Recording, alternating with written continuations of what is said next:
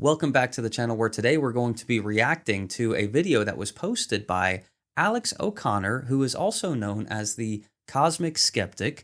He is a pretty famous atheist taking a stance on why he believes that God does not exist. And in this video, we're going to be looking at his explanation of why he doesn't believe that there is a God. At least one of his videos of why he believes that there is not a God. And we're going to be reacting to that video. So without further ado, let's jump into this reaction. Let's see what he has to say, and then we'll make some comments. Far from being unable to escape God, there is a very real contingent of non-believers, and I would count myself among their number, who are unable by any means to discover him, who seek and do not find, who knock and receive, as it were, no answer. This strange phenomenon is known as the problem of divine hiddenness. If there is a God, then simply, why is he hidden from so many of us so much of the time? If theism is to offer a sufficient account of reality, then it must offer an account of what J.L. Schellenberg has famously labeled non-resistant non-belief, which he distinguishes from resistant non-belief. It's sometimes said by a theist who wishes to explain the problem of divine hiddenness that people simply disbelieve through their own fault. They're too stubborn. They're purposefully blinding themselves to the evidence because they don't want it to be true. They're not approaching the arguments honestly with an open heart, and that if they would only do this, then God would surely reveal himself. Such a person would be what Schellenberg calls a resistant non-believer. He disbelieves, in some sense, because he actively resists it. For what it's worth, I do think that such people exist. I think many such people exist. There are people who come to this debate with their minds already made up. There are people who want it not to be true, that God exists, and in fact wouldn't submit to that truth even if it were true. There was a recent poll run by the Atheist Experience YouTube channel, which I know, Jonathan, you're a fan of, which asked, if there was a God, would you worship it? To which an astonishing 85% of respondents said that they would not. There are, however, also people who disbelieve in God, not out of resistance or stubbornness or a hardened heart, but rather due to sheer lack of conviction. Indeed, many such people actively want to be convinced of God's existence and would jump at the chance of entering into a relationship with him if they thought that he did. But no matter how hard they search, they simply find no answer forthcoming from the heavens. And this is the non-resistant non-believer. Formally, then, Schellenberg's problem of divine hiddenness can be stated as follows. Premise 1, if there is a God, he is perfectly loving, something I'm pretty sure Jonathan agrees with. Premise 2, if a perfectly loving God exists, non-resistant non-belief does not occur. Premise 3, non-resistant non-belief does occur. 4, therefore, no perfectly loving God exists. And the conclusion from the first premise is that therefore there is no God. A loving God, like the Christian God, would surely not refuse any willing person from developing a relationship with him. And so if somebody is truly non-resistant and open to receiving God's grace, we should expect them to receive it. Thus, Schellenberg's assertion that if God exists, then non-resistant non-belief does not exist. The question, then, is there such a thing as non-resistant non-belief, a non-resistant non-believer? To which all I can really say is, nice to meet you. The last time I debated Jonathan a number of years ago, when I was just a few months out of being a teenager, I said that even if I found Christianity to be true, I still wouldn't want to worship the God that it promotes. I now, since then, have realized how irrational and self-defeating this assertion is, and stand before you today as an example of a non-resistant non-believer. I think it would be great if God existed. I really do. I would absolutely love to escape death. I would relish being the recipient of unconditional love. Less selfishly, I would love to be able to worship that which deserves to be worshipped. I just don't think it's true. Now, try as I might, look where I can, I find no response, no hint, nothing. I don't choose to disbelieve in God any more than I choose to disbelieve in aliens, despite how much I might want them to. So when faced with a psalm like Psalm 139, I'm overwhelmed with a sense not of beauty and consolation, but envy and disappointment. Where can I go from your spirit? Where can I flee from your presence? Where can I go, I should ask in response, to find it? Of course, you cannot know my heart. You can't know if I'm truly as non-resistant as I claim, but I hope that my actions here might betray me. So we'll stop it there. and we'll just consider the points that Alex has made here, really regarding divine hiddenness. And ultimately, what Alex is trying to tease out and explain is that God has hidden himself from people, certain people at least, that there are a group of people who resist, that are atheists, that resist and willfully resist. Based on the poll that he mentioned, and that particular poll is 85% roughly of atheists that willfully submit and say, hey, if there's a God, I'm not interested anyway. But what Alex is saying is that though that remaining percentage are non-resistant non-believers, they are not resisting God. They are wanting to believe in God, but simply just don't because they are not convinced or compelled or convicted to believe in God. So what we're going to do from here is we're basically going to take the premise of the argument that Alex has made, which is essentially that if there is a God, he has simply hidden himself from certain people. So then, him being just and loving, or all just and all loving, is not then possible if he's hidden himself from people that want to believe in him. And his ultimate conclusion from that then is, there must not be a God. So what we're going to do is we're going to look at that, and we're going to consider whether that is indeed true. And I'm going to give you a quote that he mentions here. I'll post it here on the screen for you to read. It reads, "If there is a God who created me and wants me to know him, he knows exactly what it would take for me to believe in him. Yet for some reason he fails to submit that condition, so that either he does not exist or he wants me to continue as an atheist." So not just for Alex's sake, Mr. O'Connor, but for the sake of anybody that might be struggling with the idea of divine hiddenness. Is God really hiding himself? Are there really those that are dying desperately to believe and just can't seem to be convicted to indeed believe? So you might be in a few different categories.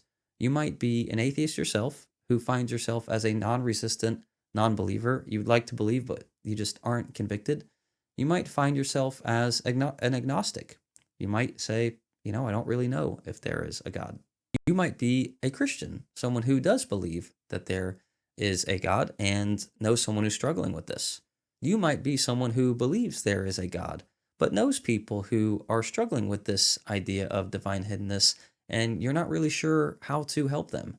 You might believe that there is a God, and perhaps maybe you don't know anybody who's struggling with this, but maybe you yourself are struggling with this idea that why would God seem to hide himself from people like Alex and others who are not resisting God, who would love, as he says, would relish the opportunity to worship that is worthy of worship.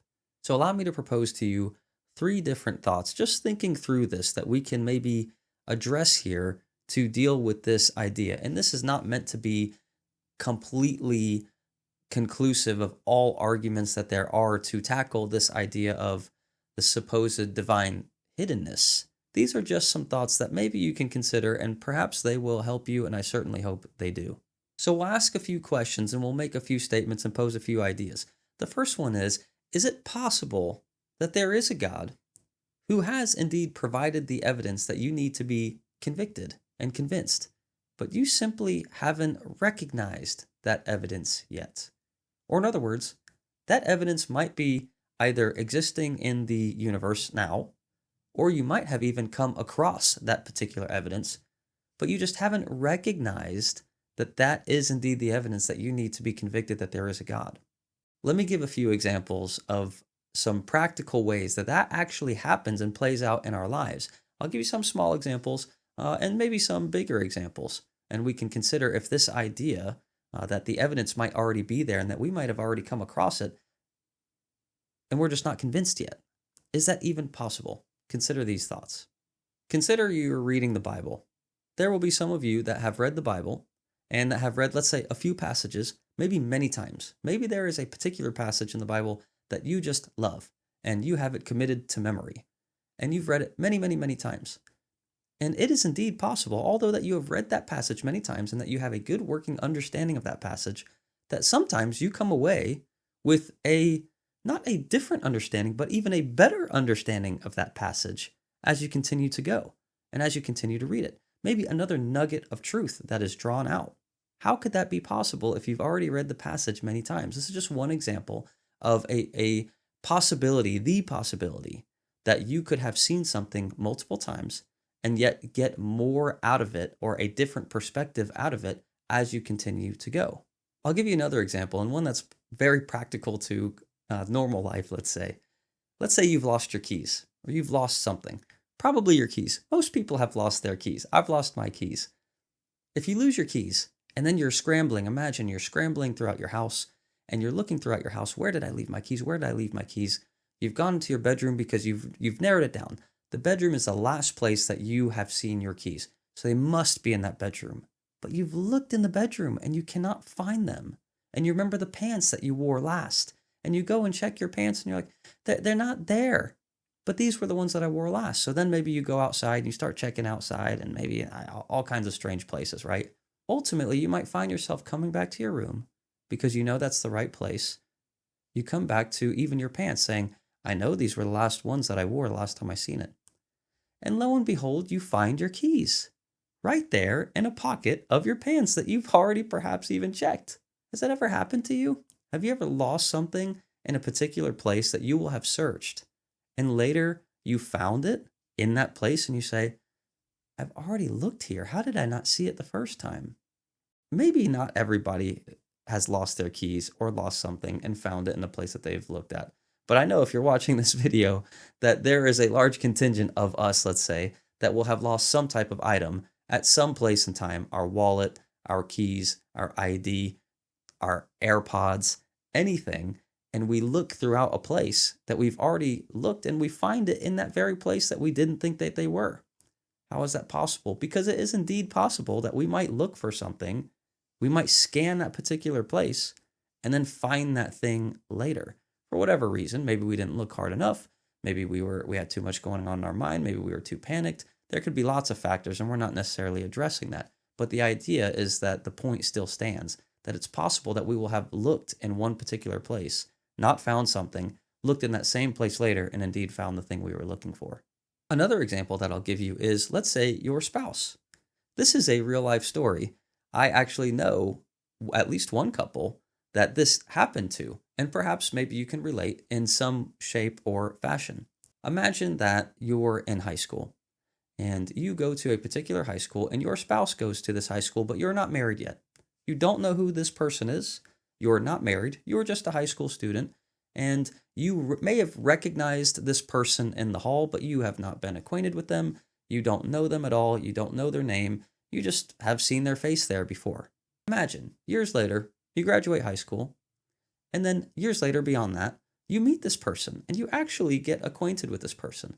And maybe you even go on a few dates with that person. And then maybe you fall in love with that person, and you get engaged and married. Now, I happen to know a couple that this has happened to.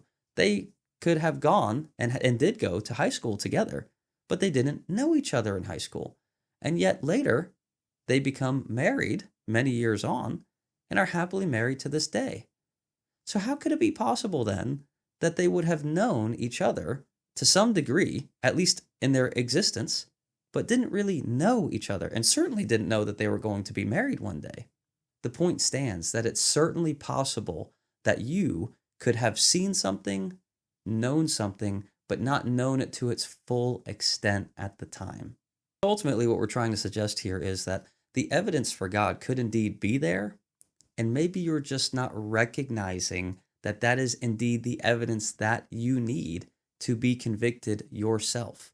And instead of asking the question of whether God is going to convict you or not, maybe we should ask the question, if God were to overwhelm us or overcome us in some fashion, to force us in any way or even strongly influence us with his power to choose him, can we say we were freely choosing God? Can we say then, is it really love? Are we really approaching him with our free will and loving him and choosing him if God is somehow overwhelming us to convicting us himself? I don't think we can. I don't think we can say that that would be our free will doing that. The last two things I'll leave you with is this.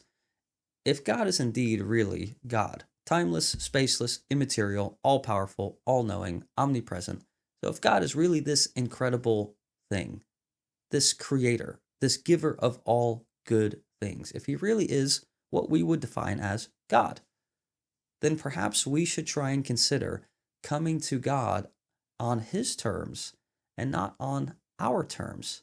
It would be self-defeating if we were to be coming to God on our terms in the sense that he is God.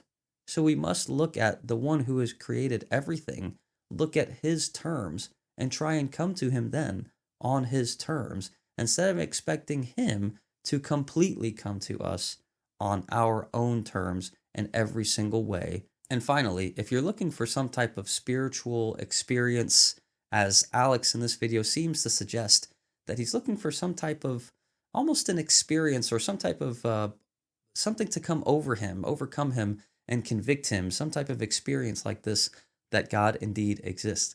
I think the obvious question that we'd have to ask ourselves is, if something like this happened, how can we know that our heart is not deceiving us? Because of course the heart does deceive us. Our heart deceives us all the time. We feel things that may not be true.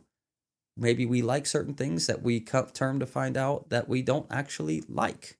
The heart can be very deceitful. Our feelings can be very deceitful. And if it's simply an experience that we're having that ultimately convicts us, then we don't have the real evidence behind the belief that we really need to then be truly convicted to believe that there is a God, enough to follow him with all of our soul, all of our strength, all of our mind, and all of our might. So then, is there evidence for God? Plenty. There's lots of evidence for God. This video doesn't address all the evidence for God in any way, shape, or form, but we simply address the idea of this divine hiddenness and have simply stated that it is completely possible that those who are, let's say, non-resistant non-believers have indeed encountered the evidence or the plethora of evidence that they need to believe that there is a God, and they just simply haven't put all of those pieces together yet. That said, if that's you, I genuinely hope and truly hope that you will put those pieces together. I truly hope that if you have questions about that you'll leave a comment below.